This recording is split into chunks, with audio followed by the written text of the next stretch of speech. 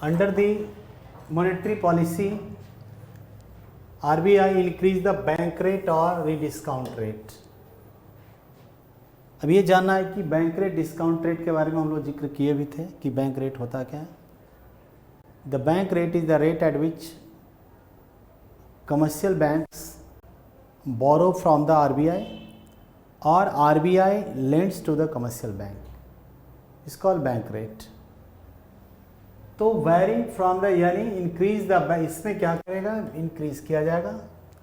Second, open market operation, varying CRR and other rates also. Now see the open market operation. To frustrate credit creating, OMO. OMO क्या है पहले ये देख लेना. What is OMO?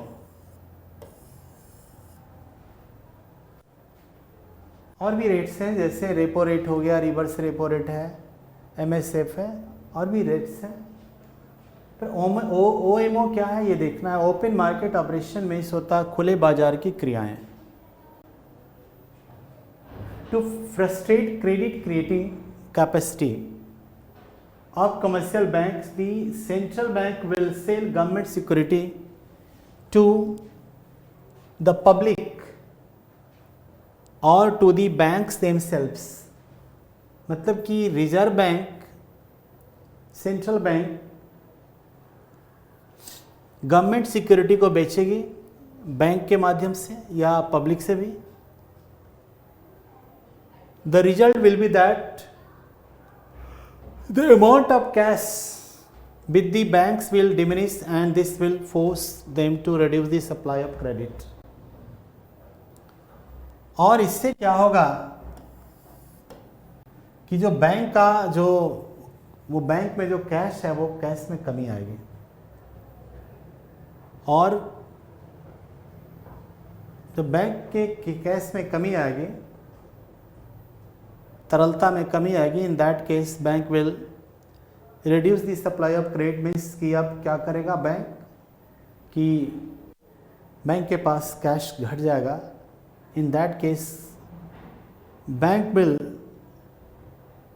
Reduce the two sanction the loans, क्योंकि पैसा तो अब है नहीं, तो लोन सैंक्शन करना कम कर देगा, रोकेगा, कम करेगा. रोकेगा तो नहीं लेकिन कम करेगा.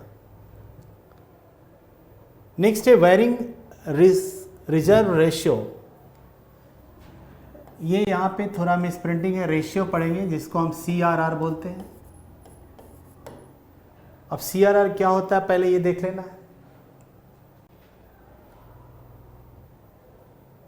Cash reserve ratio means the reserve which is kept by the commercial bank. Every commercial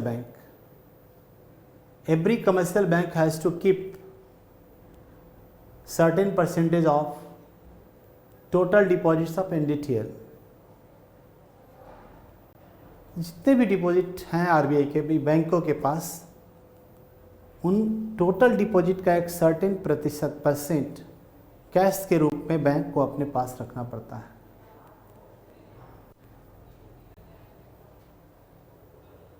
This very provision has been mentioned in the Article 42 subsection 1 of the RBI Act.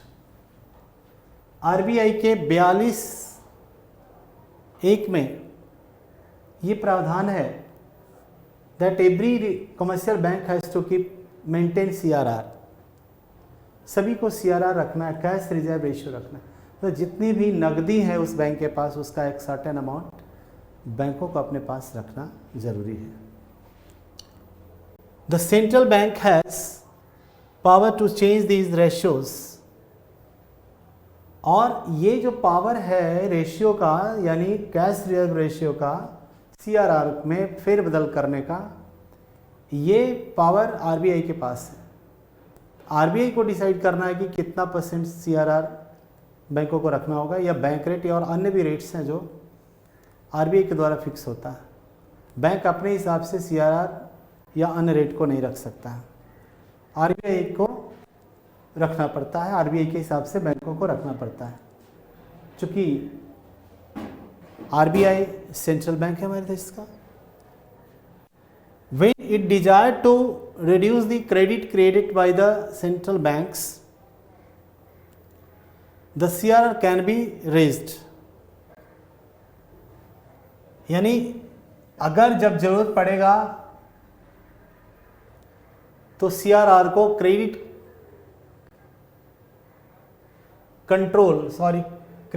हाँ, अब जो क्रेडिट क्रिएट ऑलरेडी हो चुका है, अगर उस credit creation को अगर रोकने की कोशिश करेगा तो आरबीआई सीआरआर को बढ़ा देगा। जैसे ही सीआरआर को बढ़ा दिया जाएगा तो बैंक को भी अपने रेट बढ़ाना पड़ेगा। इससे क्या होता है कि जो लोन लेने वाले की संख्या में कमी आती है, लोग लोन लेना बंद कर देता है।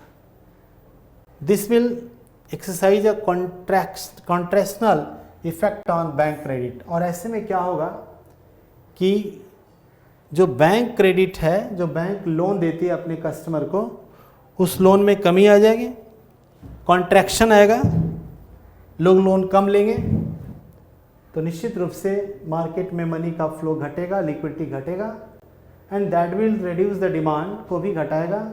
और जब डिमांड घटेगा तो इन्फ्लेशन अपने आप कंट्रोल होना शुरू हो जाता है। Now see the qualitative control और सेलेक्टिव क्रेडिट कंट्रोल। तो we have discuss the quantitative control, मतलब क्वांटिटेटिव कंट्रोल और क्वालिटेटिव कंट्रोल दोनों रिजर्व बैंक का ही टूल्स है, और ये दोनों टूल्स मॉनेटरी पॉलिसी के अंदर आता है। तो 2-3 बात तो हम लोग सीख गए होंगे यहाँ पे कि पहले क्रेडिट मॉनेटरी पॉलिसी कौन अपनाता है, तो देश की सेंट्रल बैंक अपनाता है। और अब मॉनेटरी पॉलिसी के जो 2 मेजर्स हैं जिसमें क्वांटिटेटिव और क्वालिटेटिव कंट्रोल है, ये भी जान गए कि क्वांटिटेटिव कंट्रोल में सारे जो रेट्स हैं, की रेट्स हैं, उन पे फोकस होता है आरबीआई का। और क्वालिटेटिव कंट्रोल में क्या होता है, ज़रा गौर करेंगे, हम लोग देखेंगे। The objective of selective control is to encourage the flow of credit into those uses or channels which help the growth of the economy. अब देखिए, इनका कंट्रोल का ये है कि वो इंकरेज करे the flow of credit into those uses और channels which help the growth, जो कि इकोनॉमी के लिए ठीक होता है। The method of qualitative credit control are discriminatory. अब कह रहा है क्या कि क्वालिटेटिव कंट्रोल डिस्क्रिमिनेटरी होता है, मतलब अलग अलग लोगों पर लगाया जाता है।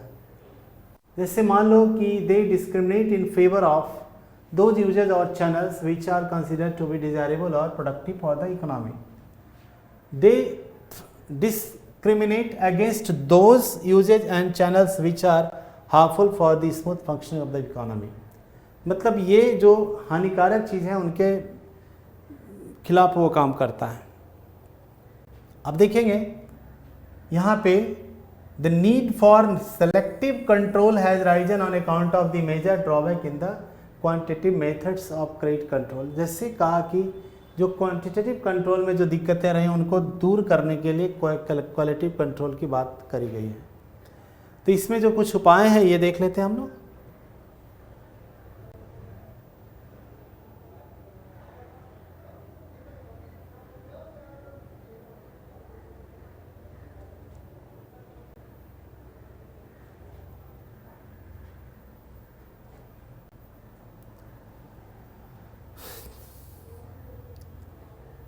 तो देखिएगा, as already pointed out that these methods control and regulate the total volume of credit, observing any distinction between desirable and undesirable usage in the economy। मतलब ये क्या है, एक डिस्क्रिमिनेटरी उपाय है। The seriousness of this drawback can be illustrated by means of an example. जैसे मान लो कि यदि economy is combating against serious inflation, अगर कोई देश की इकोनॉमी में सीरियस इन्फ्लेशन है, मतलब मुद्रास्फीति का दबाव अधिक है, and the central bank wishes to encounter, और अगर उसको है कि हम उसको पर ब्रेक लगा दें क्रेडिट के एक्सपेंशन को रोक करके, तो with that and in view the central bank raises it's तो ऐसे में हम बैंक रेट को बढ़ाते हैं जैसा ऊपर में पढ़े, और एक तरफ open are adversely affected on account of the application of these methods the production in economy will suffer a serious impact. अब यहाँ कहा जा रहा है कि मॉनेटरी पॉलिसी के अंदर क्वांटिटेटिव कंट्रोल के उपाय के द्वारा तो मुद्रास्फीति को चेक करने की कोशिश किया जाता है, लोन कम मिले लोगों को, पैसा मार्केट में कम आए, लेकिन इसका एक दूसरा इम्पैक्ट भी क्या पड़ता है कि ऐसे में उस देश की इकोनॉमी में सीरियस सेटबैक हो सकता है, खास करके प्रोडक्शन डिटेरिएट करेगा, देश की प्रोडक्शन पे बुरा असर हो सकता है। The need at such time is not to discourage production. तो ऐसे में ऐसा नहीं है कि इन्फ्लेशन को कंट्रोल करने के चक्कर में हमारे देश की इकोनॉमी मार खा जाए, तो ये तो ठीक नहीं है। प्रोडक्शन मार खा जाए तो ये भी ठीक नहीं है। तो ऐसे में इनको ठीक करने के लिए ज़रूरी होता है कि on the country to give every possible encouragement to the production of goods and services in the country. तो ये भी करना पड़ता है हमके दूसरे एक पैरों से हमें इन्फ्लेशन को, यानी एक हाथ से हमें इन्फ्लेशन को कंट्रोल भी करना होता है, और कहीं लगातार उसको इतना कंट्रोल कर दो नो डाउट उससे इकोनॉमी में प्रोडक्शन का दिक्कत होता है। तो दूसरे हाथ से फिर एक जोर होना चाहिए कि हमें अपने प्रोडक्शन को भी मेंटेन करते रहना चाहिए। अगर हमारा प्रोडक्शन मेंटेन रहेगा तो हमारी इकोनॉमी क्या होगा, आगे राइज करेगा। नेक्स्ट है, तो हमने फिस्कल मॉनेटरी पॉलिसी के बारे में चर्चा किया। मॉनेटरी पॉलिसी रिजर्व बैंक की है, उसके अंदर दो उपाय है, एक क्रेडिट कंट्रोल के तहत, मतलब कि एक है आपका क्वांटिटेटिव कंट्रोल, दूसरा क्वालिटेटिव कंट्रोल। मैंने देखा क्वांटिटेटिव कंट्रोल में हमने रेट्स के ऊपर में ध्यान दिया, क्वालिटेटिव कंट्रोल के ऊपर में। अब नेक्स्ट देखेंगे, under this government has two wings. अब फिस्कल पॉलिसी में सरकार कह रही कि हमारे पास दो हाथ हैं, दो साइड से हम क्या करेंगे, ठीक करते हैं। पहला है गवर्नमेंट रेवेन्यू और दूसरा है गवर्नमेंट एक्सपेंडिचर। मतलब एक तो सरकारी राजस्व होता है और दूसरा है खर्च मीन्स की व्यय होगा। देखेंगे fiscal policy can contribute to the inflation either by reducing private spending. अब देखेंगे फिस्कल पॉलिसी राजकोषीय नीति, मतलब ये नीति कौन चलाएगी, देश की सरकार चलाती है, वित्त मंत्रालय चलाता है, ये वित्त मंत्री का चीज होता है सरकार के बिहाफ में। तो fiscal policy contribute to the inflation either by, या तो ये प्राइवेट स्पेंडिंग को घटा देगा और बाय इंक्रीजिंग टैक्स को बढ़ा देगा। मतलब कि एक साइड में क्या करेगा, ये खर्च को घटाना शुरू करेगा, और दूसरा है कि टैक्स को बढ़ाना शुरू कर देगा और सरकारी खर्च को भी घटा देगा। दोनों काम करता है एक साइड से। An increase in tax tends to reduce private spending. अब जब टैक्स अगर सरकार बढ़ा देती है तो प्राइवेट स्पेंडिंग में भी कमी आती है, मतलब लोग खर्च करना कम कर देते हैं। And if the rate of direct on incomes and profit are raised, और अगर इनकम और प्रॉफिट पे भी अगर डायरेक्ट टैक्स बढ़ा देते हैं, मतलब इनकम टैक्स बढ़ा देते हैं या फिर कॉर्पोरेट टैक्स बढ़ा देते हैं, तो the private disposal income is reduce, तो लोग अपनी इनकम को कम कर देंगे, मतलब कि लोग अपनी खर्च को कम करना शुरू करेंगे। And this will tend to reduce private consumption, और जब लोग अपनी खर्च को कम करेंगे तो लोग अपना प्राइवेट कंजम्पशन पे जब कम खर्च करेंगे तो इस तरह से भी क्या होगा, डिमांड कमज़ोर होगा, मतलब कि इन्फ्लेशन कंट्रोल होने लगेगा, मतलब प्राइस अंडर कंट्रोल होगा। दस fiscal measures consist in reduction of government spending. इसलिए जो फिस्कल मेजर्स होता है वो क्या है, गवर्नमेंट स्पेंडिंग में कमी लाया जाता है उसके माध्यम से। नेक्स्ट है वेज पॉलिसी। अगला है वेज पॉलिसी का मतलब होता है वेज पॉलिसी को बढ़ा दीजिए, घटा दीजिए जो भी है। Price control and rationing, price control कीजिए, रैशनिंग कीजिए, वेज पॉलिसी को सही कीजिए। नेक्स्ट है जो जनसंख्या की जो गति है, स्पीड है, उसको कंट्रोल करेंगे, एक्सपेंशन ऑफ आउटपुट बढ़ाएंगे, मतलब जो हमारा आउटपुट जितना है उसको बढ़ाएंगे ताकि अकॉर्डिंग टू डिमांड हमारा सप्लाई इंक्रीज करेगा।